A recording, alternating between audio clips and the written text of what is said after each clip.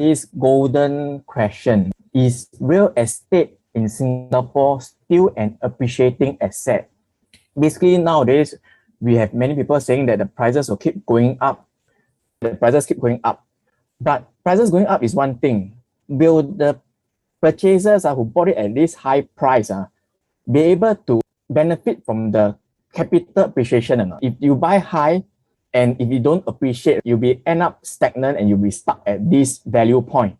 Today's sharing, I will talk about 3 signals to look at whether our Singapore real estate is still appreciating or will it be still appreciating in the long run or not. Stay with me, short 15 minutes. I will pull out the 3 signals that you need to look at for a more informed decision. A bit of my background.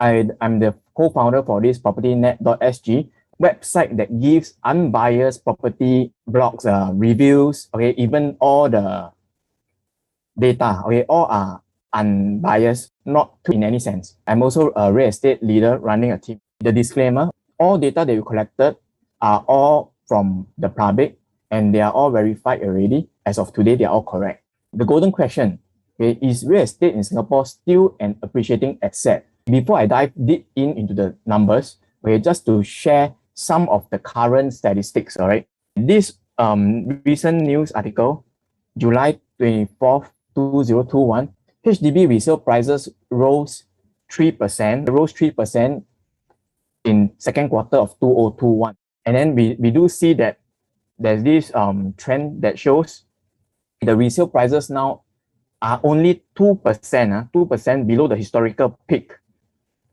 In the past, okay, after the cooling measure, it went down all the way, and only the recent period, okay, the HDB prices went up at a very, very fast speed. The golden question here is this: will it continue to grow, become stagnant, or will it drop? Basically, this short spurt up is due to the delay in the BTO construction, all right? And when we look at private properties, it rose 0.8% during the second quarter of 2021, okay? Despite the phase 2 heightened alert measures, the prices still rose. And when we look at the private property prices, this is the price index, okay? If you look at the price index, okay, from 2013, which was the previous peak, actually now we have already crossed the peak already. Now this is a new peak. How far more will it go? The golden question here, where is the market heading? Where is this market? Where is it going to? Let's dive down deep in to look at the 3 signals whereby we need to take note. These 3 signals are, okay, the household income growth. Okay, are our income, are our salary still increasing or not? This is very important. If our salary don't increase and the property prices keep going up, people will be priced out of the market. And if we are being priced out, the tendency of people renting will be higher instead of home ownership. All right, this is a very key point that we need to look at. Okay, our income going up. And next is the economic growth. Our government, our country, GDP growth. Is it still healthy? These 2 things are important. We don't keep on talking about government land sales, land price going up. Okay, we've got to look at these 2 key indications before we can actually see whether is it still worthwhile buying a Singapore real estate. All right. And lastly, foreign demand. Without foreign demand, to be frank, all our core central products, the value will not hold as well. These three signals we need to take note. Later I'll go through with you how to look at it. Signal number 1, our household income. All right. Our household income, is there any growth, okay, over the past 10 years? Okay, looking at this trend over here, okay, the median household income and versus the resale price, we do see the income over the past 10 years, the income growth is 45% over the past 10 years. And our HDB resale index only grow about 11%. The income growth is actually 4 times higher than the resale price index here. Looking at it, you can say that actually HDB prices are still quite on the low side. And Singaporeans can easily afford to actually stay in the HDB. The prices are not really that high for HDB. When we look at private, you can see the income growth is still the same, 45%. This one no change, no change. But we look at the property price index for the private one, is only at growth at 13%. Our income is still very high on a rest.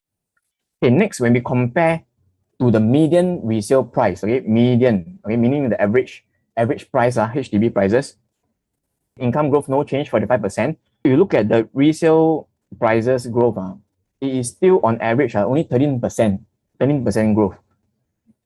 Anyway, that said, HDB being a public housing, we can't afford to let the prices for the private property. You look at it. Hey, private property, basically there's no, we couldn't really control the private property prices. Willing buyer, willing seller. The prices will go on its own, demand and supply. Actually, private property price growth has already gone 51%, beyond the income. Next, we will look at this economy. We look at the GDP. For economic growth is 34%, over the past 10 years. And when we look at the HDB resale price growth pulled from the previous charts, it's only 11%. That said, HDB resale price is still at a good price, not at. And when we compare the private property, they are still the GDP growth compared to the median price. Median. So for HDB side, we are quite assured that our income growth is well accounted for. We can still afford to. For the private, this one here, you can see that the gap is already widening, but that doesn't mean that we are being priced out. Basically, for private property, it is for those middle income and above to actually purchase. There's this gap here. The rich will get richer and they will push up the property. Last point, this on the foreign demand is very crucial. If there's no foreign demand driving up, we can't depend on local domestic demand to hold the value. All right, this foreign aspect is important. We also need to look into this foreign demand. Yes, we have been in this COVID period for close to 2 years already. Close to 2 years. How close are we having our foreign? How close are we having foreign demand back? When are they coming? Looking at this, in order to get them back, before Singapore actually open out to foreigners, we need to have our population vaccinated. From seeing stats, it is the published stats. This was the latest that we can pull out. But based on newspaper articles, I think we have already gone beyond this. Looking at this, we can safely say that we are really on target. Ranking chart from this data, from our world in data. For Asia, Singapore being a small country, we can of course get ourselves vaccinated at a faster pace. That said, once we open up, foreigners can come in and out freely, then we will have more foreigner purchase. Because on the ground, I always hear, foreigners cannot come in, they won't buy off the virtual tour and things like that. Because it's a big ticket purchase. Unless they are really, really that rich, they can come in, they don't need to come in and then they just buy off the virtual transaction. But that said, how many are of that rich? If we are looking at foreign demand, we will need to wait for the country to open up. Then they will fly in to see the actual unit. This article was in December 2nd December 2002. One of the item that was said about the vaccines is the key to reigniting travel. That was why in this was in this year, 2021, ramping up. The implications, once we have more people vaccinated, the borders will reopen. And this strong demand, and partly why they will come in is because once Singapore is very safe and stabilized compared to our Asian countries, foreigners will have the confidence to buy our properties. And last point here, our home price will be well supported by local and foreign. We need both local and foreign demand to hold to the property and looking at the trend in the past 2020, this trend chart over here, where do foreigners usually buy? If you look at it, OCR, they only buy about 21%, okay, RCR 33%. Main bulk of them, they are coming in only to look at CCR products, CCR. If you look at who are they, okay, China being the biggest market share, US. Basically, this US component here, most of it, I would say, China PRC converts to US citizens so that they can save up on the taxes and the ABSD, things like that. Okay, because for US citizens, they come in, you don't pay ABSD. Their tax will be as same as Singaporeans. All right. Other country will be Indonesia, Malaysia, okay, India. These are where all the.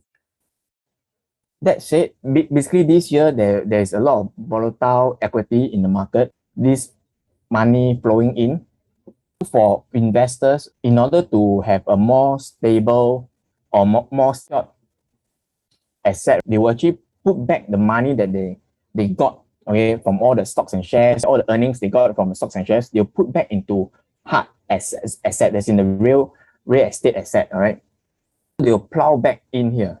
This is why real estate is going. That said, we are on our way to experience the influx of foreign demand soon. Mark my words. In summary, these three signals to take note, okay, remember, okay, the income growth, economic.